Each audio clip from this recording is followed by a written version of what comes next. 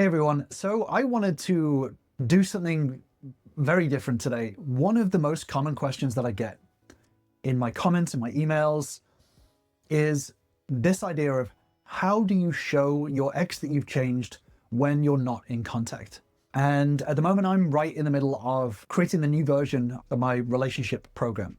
And I wanted to put together kind of a micro mini lesson, mini course based on this exact concept and why understanding this deeply will help you to repair your relationship long-term rather than rely on a lot of these sort of short-term fixes. So like I said, apologies for doing things a little bit differently this time around, but hopefully this sort of micro lesson will help you to sort of understand a little bit more about how to show your ex that you've changed when you're not in contact.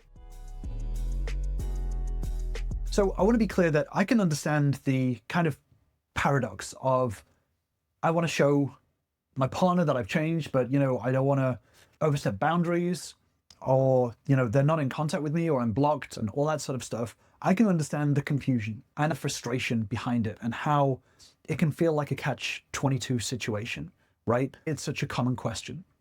And hopefully I can break it down in a way that gives you the answer that's important. It may not be the answer that you want to hear, but knowing the true answer is going to be really empowering to you. And this is the biggest shift that my most successful members have, is wrapping their head around this concept. So I want to dig in a little bit here. So if you are working on yourself, but your partner or your ex-partner isn't speaking with you or won't see you, I can understand it can feel like you're kind of screaming into a vacuum, right? Because there's no doubt that you're putting in work.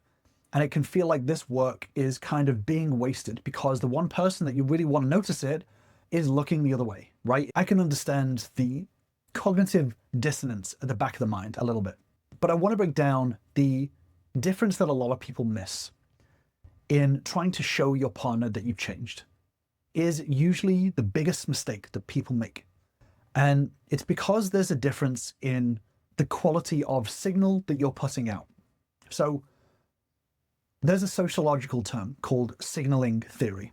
So I'm not going to dive too deep into it, but it's important to sort of know. This signaling theory talks about how someone communicates their value or their state on who they are to other people. And for a signal to be believed, it has to have some sort of credibility, right? So a lot of people fall into this kind of trap of being a salesman. When you're trying to show your ex-partner or your partner that you have made progress in your changes, a lot of people really self-reflect and start to put in changes into how they show up, who they are as a partner, who they are as a man, as a woman, as a person in the world. The very first stage, or one of the earlier stages of this, is falling into this salesman trap, which is trying to show your partner all the progress that you made. Now, there is a lot of progress that is made at the start of a growth journey. It's usually the most kind of formative moment, the biggest relational change. If you think about like what's the show, the World's Biggest Loser, when people are like 300 pounds and they start to lose weight, that first weigh-in, when they've started to make changes, usually is the biggest drop. So they lose like 20 pounds or 30 pounds or 50 pounds. That first amount of weight loss is always massive. So a lot of change can happen very early on. The problem when it comes to sort of a breakup or a tough time in a relationship is that even though you can make a lot of relational change to who you were, to who you are now in, a couple of months or whatever it is, 4 or 5 months, you can jump into wanting to just show this change and you can fall into this salesman trap. And this salesman trap usually involves a very low cost signal. So it's very easy to fake a smile, to write a text saying, I've changed, I've had this realization, whatever it is, because it serves your self-interest ultimately. It has a very, very low cost. And that's what I want to sort of just point out on the right-hand side here. A low cost signal to your partner or to your ex-partner is very low cost to you, but kind of gives you an immediate benefit, right? It's a very short-term benefit. So it's very quick, very easy. It can be very easily faked. It can be very easily performed. Again, if you think about, I don't know why I've got it in my head, but if you think about like The Biggest Loser, the difference between someone being 300 pounds and 250 pounds, it can be very easily performed without any real like actual proof to it of getting on a scale. So even though it feels like a big relative difference, and it can be, you've got to understand from the outside in that it can be very easily faked. It can be very easy to just verbally take accountability and say, oh, I did this. That's super easy. So it's a very, very low cost. The more of these low cost signals that are put out there, this signals to your partner that there's actually less likely that there's a high cost work happening. So when we're talking about low cost signals, I want to be very specific about this. This is things like a deep social media post. Sometimes people put on like, realize that I have to make big changes in my life, and I'm going to make changes. I'm going to do this. I'm going to do X, Y, Z. It's very easy to do. It's super simple to do. And again, it may come from a good place. You may still want to follow through on it. But in terms of a signal, it's super easy. It's very low cost. Realization, text messages or letters. Again, a lot of people do this. I've done a deeper dive video on this, sort of the letter is what I call it. It's very easy to send a realization letter, a very long letter saying, hey, here's what I did and here's all the things. It's super low cost. I mean, the time it takes to write, especially with AI and stuff nowadays, the cost of it is very, very, very, very low. So it's easily faked. A performative event. So constructing these performative events that are not really part of you, but maybe you're sort of wanting to run into your partner, run into their friends or something like that. This is a performative event. It's a very low cost signal. Proximity contact. Things like liking social media of their friends, hoping that your friends will see what you're doing and then tell them, all that sort of stuff. This is kind of proximity contact. Trying to get in your partner's or your ex-partner's proximity in order to try to get them to notice you. It's very pick-me energy, I believe the kids say. Dating around very quickly. This is, a lot of people jump into this dating around to sort of go, well, look at me, I'm really high value. And there's a lot of advice on there now that will be like, hey, go out and start dating. Show your ex-partner that you are high value and how many people that you can date. When you do that, it sends out a very low cost signal. It shows that rather than actually being deep in the work that's really important and really difficult, that you're actually filling up your time with going out dating and performative surface level stuff. So this is what is a low cost signal. And again, reaching out to your partner to be like, hey, I've changed. It's a low cost signal. Anyone can do that.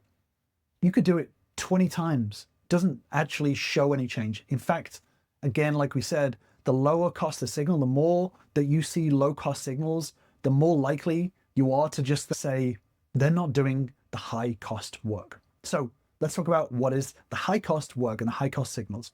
High cost signals is a very high cost to no immediate benefit, that's supposed to say. So this high cost signal is deep work, long-term work. And when I say long-term work, again, I want to reiterate that I can understand that going, a couple of months of therapy or coaching or things like that can really give you a boost and really make you have a lot of realizations. So I don't want to take away from that. The high cost is making this into a lifestyle. And that is more than a couple of months. Even if that work is very, very hard and very, very rigorous, this is not just about high costs in the short term. This is high cost in a long term. So going from A to B can be difficult.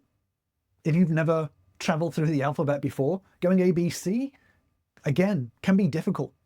But going all the way from A to Z, that is very, very different. That is the deep work and the long-term work that does not come with results and outcomes in the short term.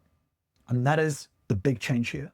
So this is true self-investment. This is truly not just, watching a few YouTube videos for a few weeks or even binging 20 YouTube videos. This is actual work and tough truths and real self-reflection. This is practice and changing your lifestyle, changing how you interact with the world, how you see the world, how you manage your emotions, where you're going, the path ahead, how ambitious you are, this is true self-investment. And again, just because at the start it feels like it's a lot of work doesn't mean that it is very, very reflective of the long-term deep work that requires true change, high cost change. Again, physical transformation. You go to the gym, getting on a new diet plan, great. But the question is, the high cost doesn't come from 2 weeks of hardcore training. The true high cost comes from 6 months, a year, the lifestyle of physical transformation. That's what is a high cost.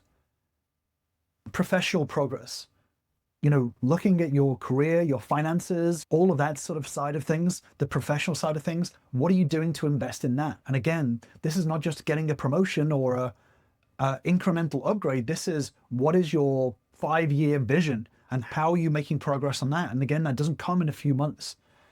How much living closer to your values are you? Oftentimes in relationships, we can preach a lot of values that we don't actually live by, or we give ourselves excuses to not live by. How much close are you living to those values? Again, it's easy to perform living to your values.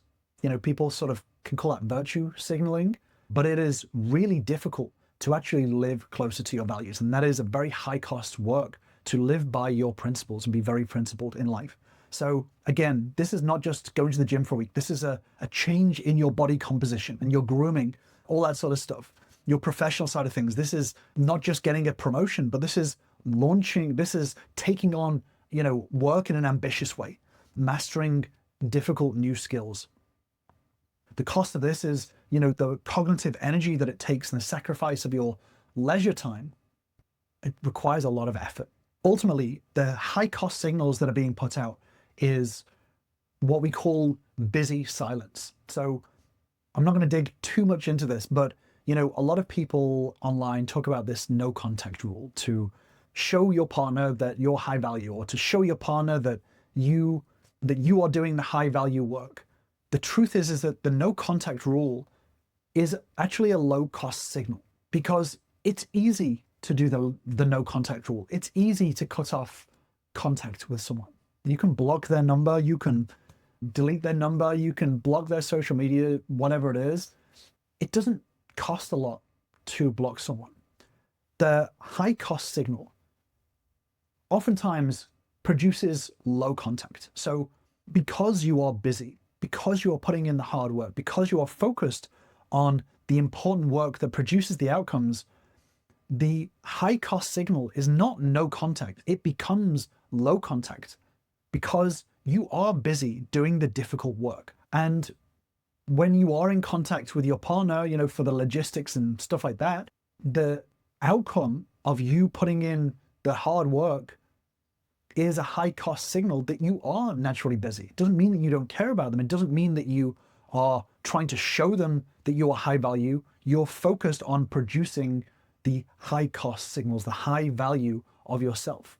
So this is the difference here, is that a lot of people out there give you a system to emulate a high cost, but it doesn't actually give you a system to produce a high cost. And that's the difference between low cost and high cost. Low cost is very easily emulated. High cost is not easily emulated. It takes a lot of work, a lot of time, a lot of effort, and a lot of cost. So if you have truly changed, you don't feel the frantic need to prove that you've changed, if that makes sense. Therefore, the act of trying to prove that you have changed actually becomes proof that you haven't changed yet. So again, I understand that this may not be what a lot of people put out there, and I know that it's going to make a lot of people dip out in what I'm saying. However, what I'm here to do is to give you the effective work when you're trying to repair a relationship, rather than try to sell you a lot of performative changes that aren't going to help you. But knowing this is actually very powerful. And that's the difference here, is that having this knowledge now, and we're going to dig way more into it, having this knowledge now is going to help you to actually focus on what is high cost signals. So I want to show you why this matters. Pattern interruption. So the reason why this is so important is that when a relationship hits a rocky patch, a rough patch, breakup, whatever it is, your ex-partner has kind of a mental folder of you. And this is usually majority based on the kind of end stage you, the way that you acted towards the end of the relationship, just before they said, I need space, or I want to break up, or whatever it is. And they have this kind of static image of you. Now, whether they say it outwardly or not, sometimes this static image can form in their mind that you've always been this way, that actually the you in the last sort of 6 months or the last 12 months has always been you.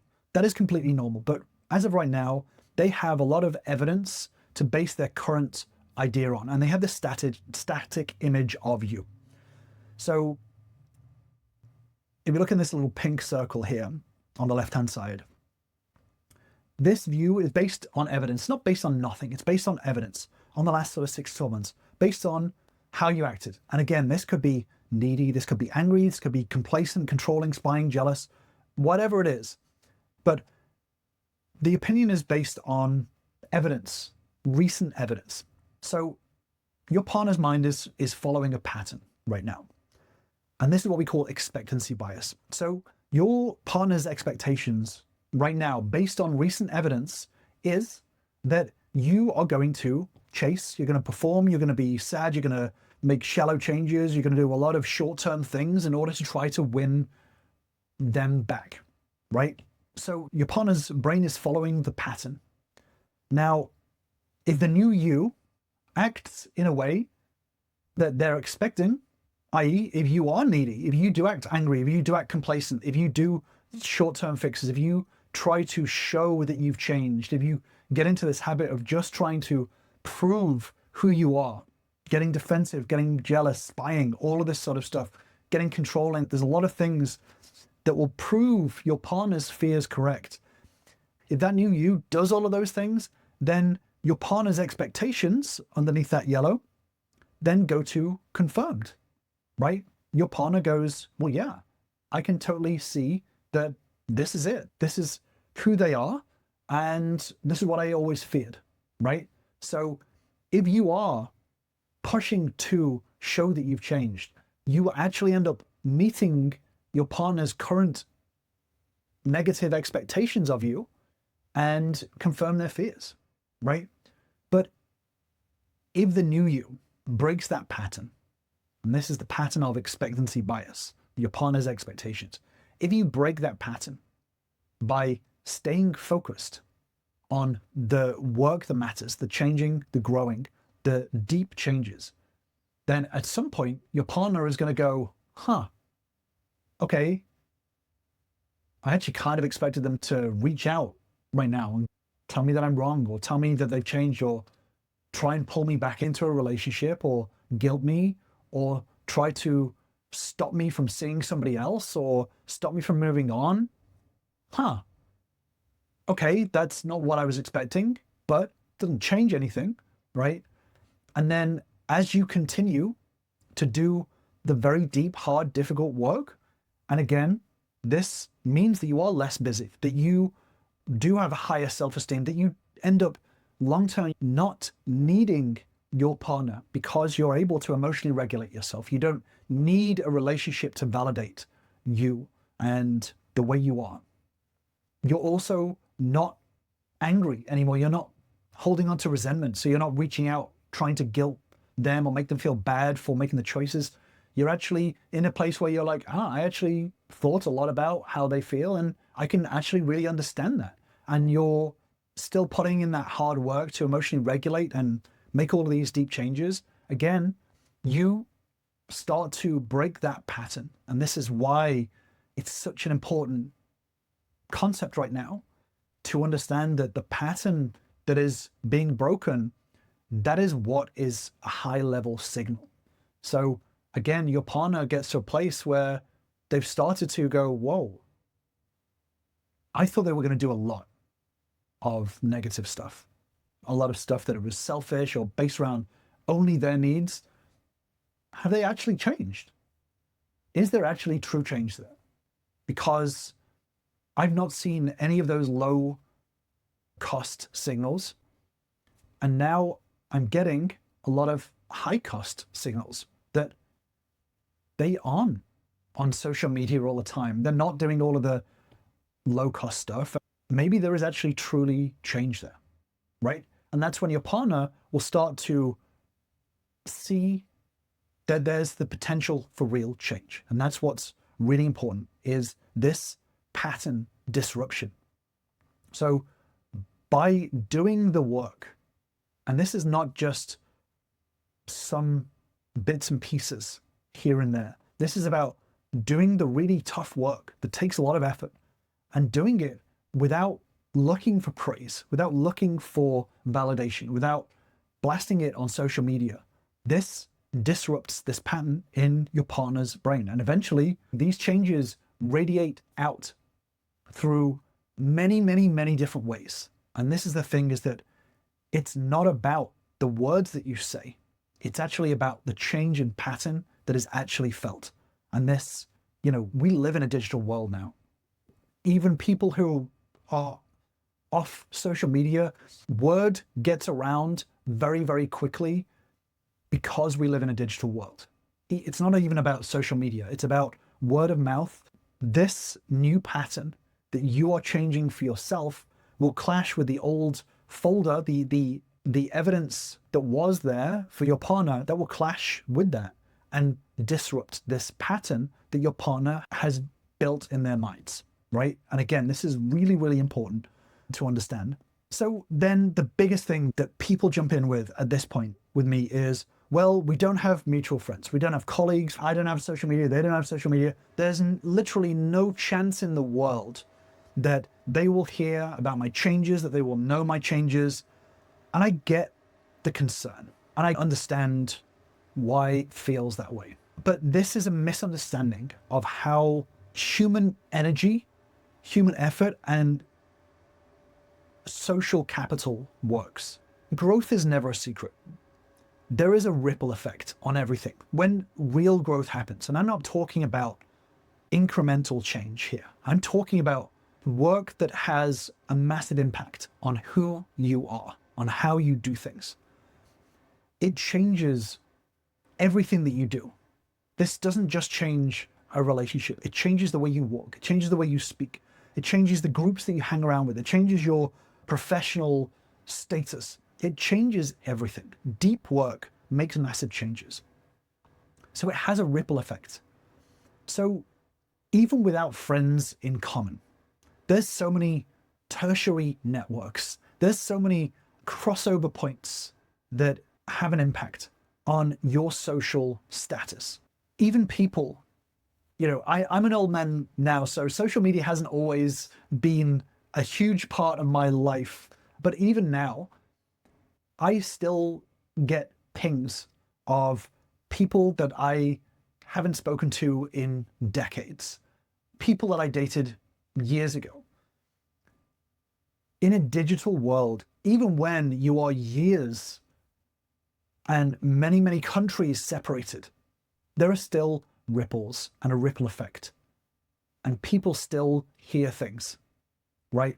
When a breakup has happened, those ripples are massive. So the closer to the breakup there are, the more ripples will happen. And maybe you've experienced this yourself, where you've gone through a breakup and you've heard bits and pieces from other people, or even if they've asked you and they've said, hey, have you heard from XYZ? Have you heard from your ex? Even then, that is a signal to the brain of, oh, I haven't. And then your brain starts to reflect as to whether you've had what signals you have heard. Have you heard low cost signals?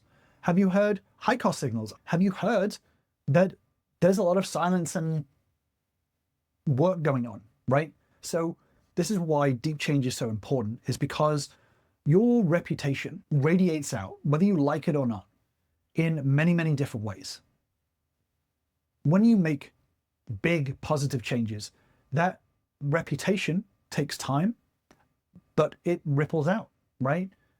If you are making true changes as to how you respond and react with people, this means that interactions with other people is more positive on a day-to-day basis. You interact differently with the clerk at the store. You interact differently with people around you.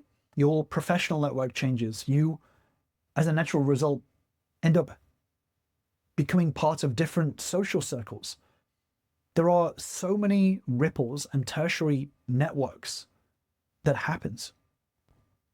But not only that, is that when a breakup happens, even when your partner has blocked you or whatever it is, your partner's brain will still be paying attention to whether the pattern is there or not. So this isn't just about social media. This is about the many, many ripples that deep change has to who you are and what happens around you, right? We don't live in a bubble. Unless you're a complete recluse, which most people, even if they think they're a recluse, they're not. So this is the difference between performative and transformative growth. So this is the difference between the act and the identity. When you change your identity and you change deeply the way that you do things, not just to get your ex back, but you're changing the way you do things because it's important, because you are changing how you approach life. This has a massive impact because the motivation is different. The motivation for performative growth, the act of growth, is you're just doing it because you want your partner to notice or your ex-partner to notice.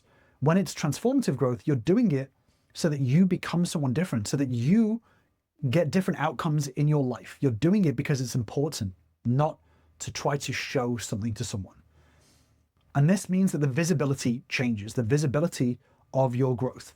When it's performative growth, the visibility of it, again, is these low-cost signals, right? You're trying to show, you're trying to prove something to someone, but you're not doing it because you're motivated to do it. You're doing it because you're just trying to get something.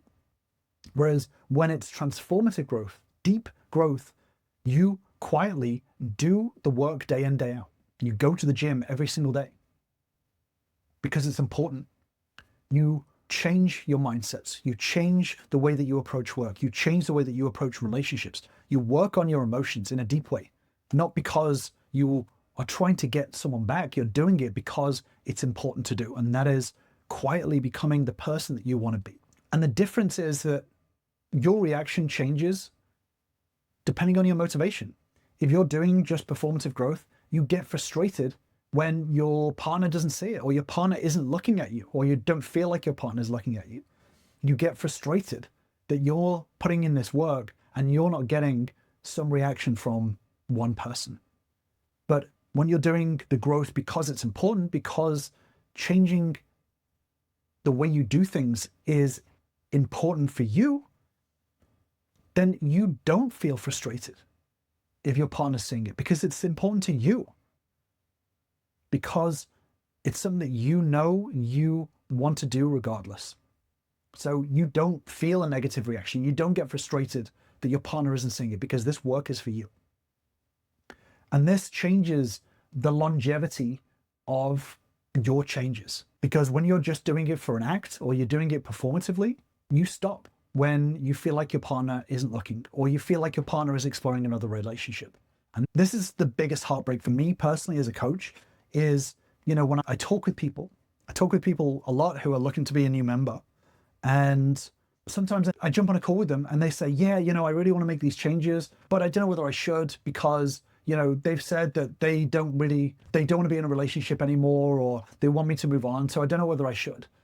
This is the biggest problem. This is the thing that proves your partner or your ex-partner correct in their fears, is that your motivation is only based on whether they see them or not.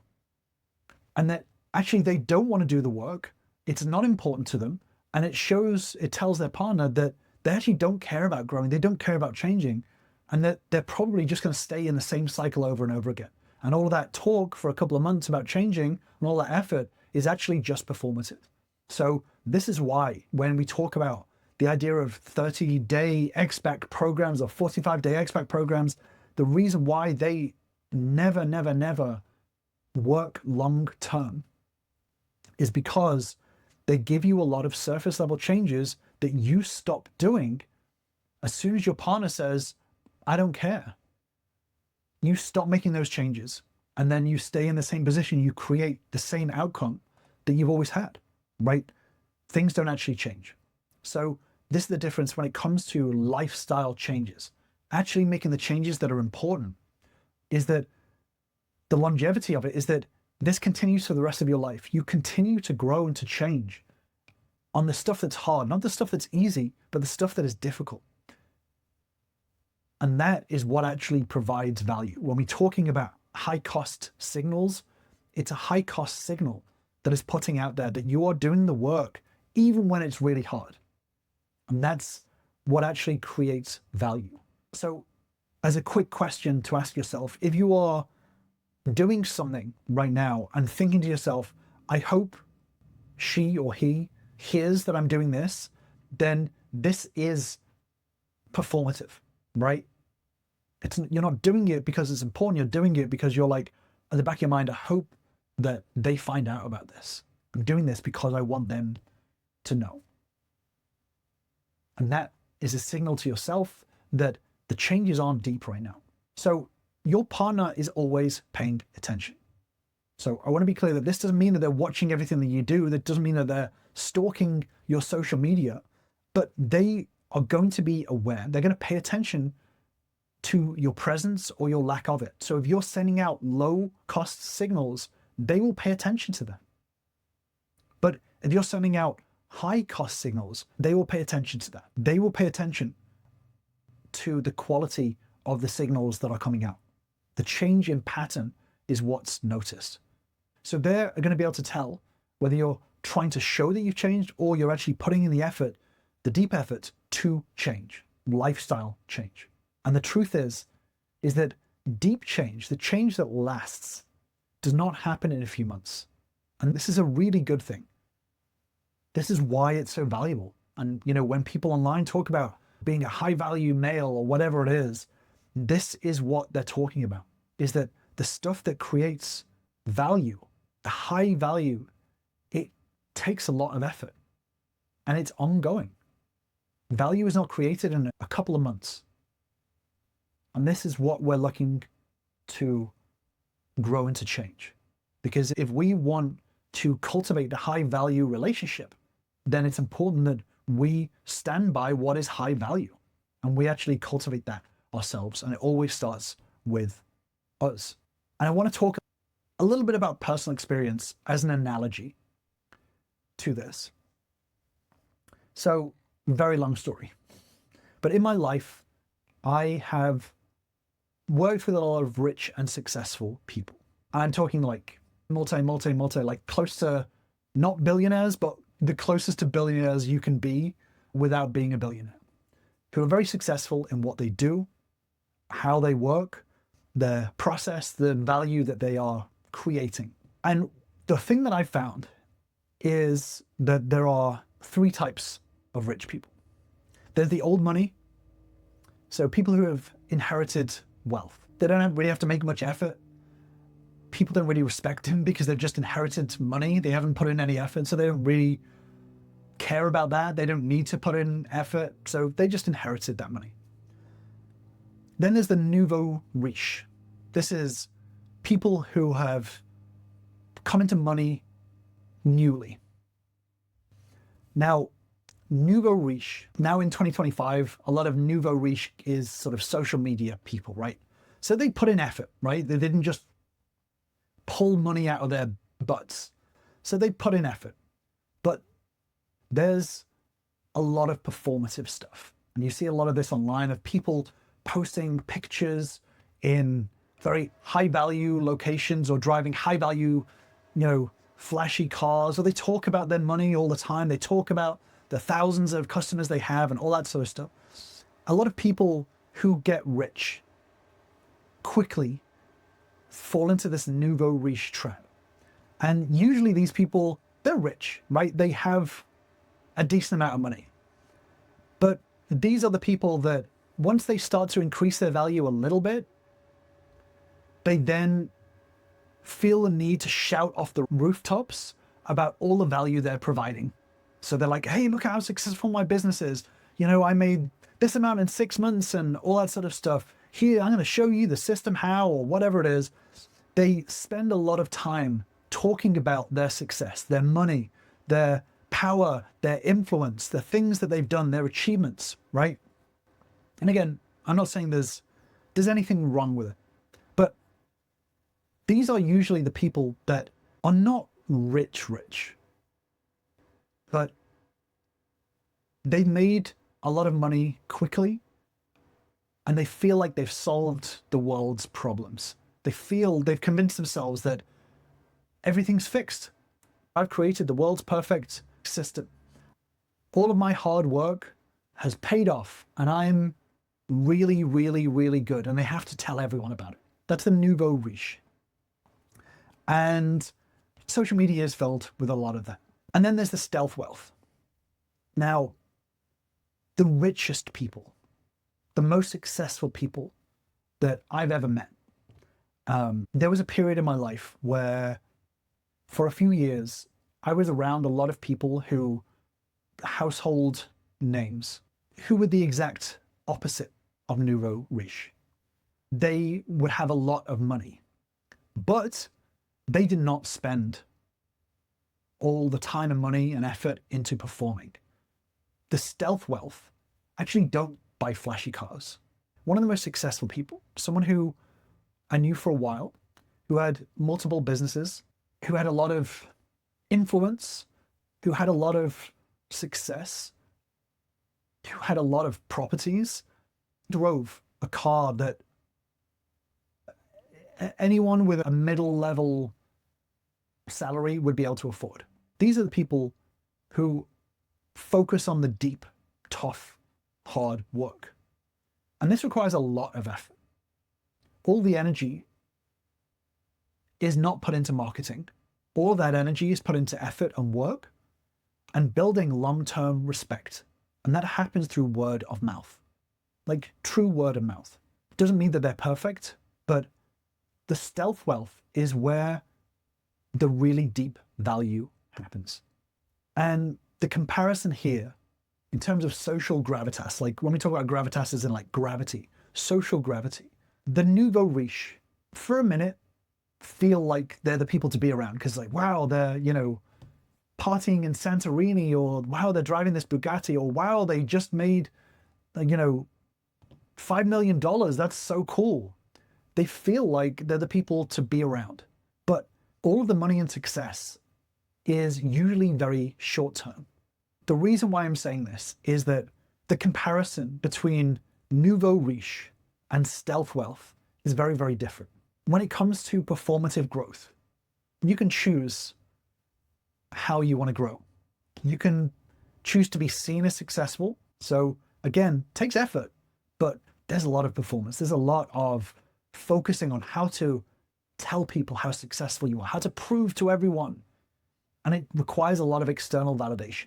And again, long-term, this shows that actually your values are based more on wanting people to see you as something rather than you being something.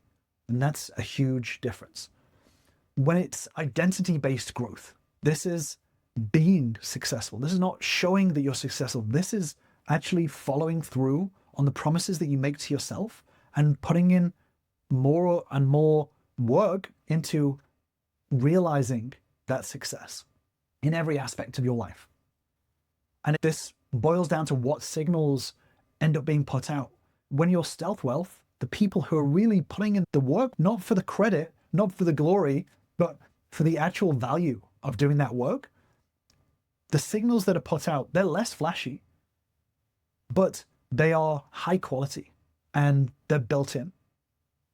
It's a lot more difficult to fake these identity-based signals. And that's the difference. The difference in validation that you get comes from where the validation is. If you are acting in a Nouveau Riche way, then you're getting validation from people around you saying, yeah, you're doing great, you're doing awesome. Your ex-partner saying, oh, I can see you've changed, good work. But when you're shifting to putting in that effort, you're getting validation from the results of the work that you're putting in. You're getting validation from the effort that you're making. You're celebrating the effort. And this is about who you are when no one's watching, when no one is buying what you're selling. When you are doing things in a Nouveau Riche way, then you stop and you say, well, screw it. I give up. The mask kind of slips. But your response, if you're doing things in a stealth wealth kind of way, your response is the same. You're continuing, the effort remains.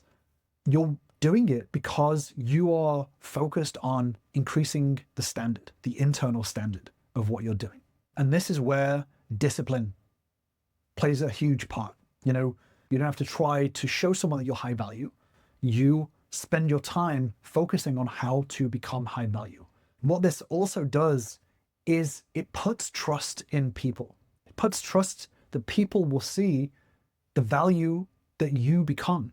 It means that you trust that people's bullshit detector is not going to go off, because eventually, whether it's now, 6 months' time, 12 months' time, 18 months' time, whenever it is, that they will see that you are working on increasing your value. And you are going to continue to work on increasing your value. And that is the huge difference. And like I said, this is something that I work on with members, is shifting the focus away from the panic mode of like, how do I show them they should stay married to me? How should I show them that I'm an awesome husband? How should I show them that I'm changing and growing? It's a huge shift in mindset to focus on, what are you becoming? How are you becoming the change, rather than spending all that energy trying to be Nouveau Riche, right? And that's the difference that I work on with members, is making sure that the focus is not on the outcomes, but on the growth process. And a lot of people speak about this. James Clear, who is one of those self-help sort of people, speaks about this as well, is about focusing on the process rather than the outcomes. And this is exactly that. That's what makes the difference. And just before I cap all of this off, I know it's been a little bit longer, you know, if you do want to start this journey and you want to grow, you want to change the way you do things, learn about relationships, what impacts and what growth is important in order to cultivate strong, high value relationships, then join my relationship bootcamp, where we break down the 3 core elements of relationships, understanding how they interact and where to focus your growth in order to cultivate the strong, healthy relationships. If you do want to join us, then I'll leave a link in the description down below. So with that being said, in conclusion, reaching out, and again, sorry about the blocked off title, if you're reaching out to show that you've changed, it tells them that you're more interested in what benefits you rather than the relationship dynamic. It tells them that you don't trust, that they can tell when someone's changed. It kind of puts out the signal that I think that you just don't get it, because I'm super high value and you are just, I have to spell it out to you. So it actually shows that you don't really understand them, because you think that they're too dumb to realize that you're making deep, deep, deep changes. So it kind of puts out a signal that you don't trust them. But it also tells them that you don't understand their emotions enough to know that how reaching out to them to tell them that you've changed, to show them that you've changed, would have an impact on their emotions. It basically says to them, I've not grown enough emotional intelligence to know that reaching out to show you something is missing the point entirely, right? If your partner is looking at the relationship and having certain feelings on it, reaching out to be like, hey, I've changed, kind of misses the point, because they're feeling what they're feeling.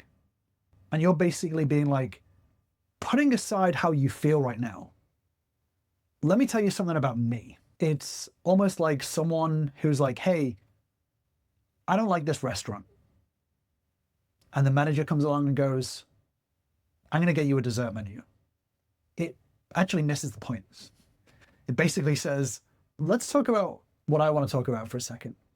So reaching out to show that you've changed feels like it's something that's going to have an impact, but actually it deflects away from the work that actually shows that you've changed. And it reinforces your partner's existing belief that the dynamic that they fear, right? They the reason why they are in this position right now, emotionally, because they fear that the dynamic that they experienced, especially towards the end of the relationship, is going to continue. So reaching out to be like, hey, I've changed, reinforces their existing belief. The turning point with all of my successful members is that when they truly detach from the relationship, and to be clear, a lot of people misunderstand detachment. I've actually got a deeper dive video on it, which I'll link to on the screen. But when you truly detach from the relationship, from a place of care, and move away from showing growth to digging deeper in your growth, that becomes the turning point. That is the turning point that all of my successful members find, is that once that clicks, then counterintuitively, that's when the relationship dynamic actually changes. Rather than surface level changes, it actually becomes the deeper change. That is where the chance of reconciliation skyrockets, because the dynamic has actually changed. And this is really important if you want to truly repair a relationship. Like I said, I won't dig deeper into detachment, but I will leave you with that deeper dive video, and I will see you over there.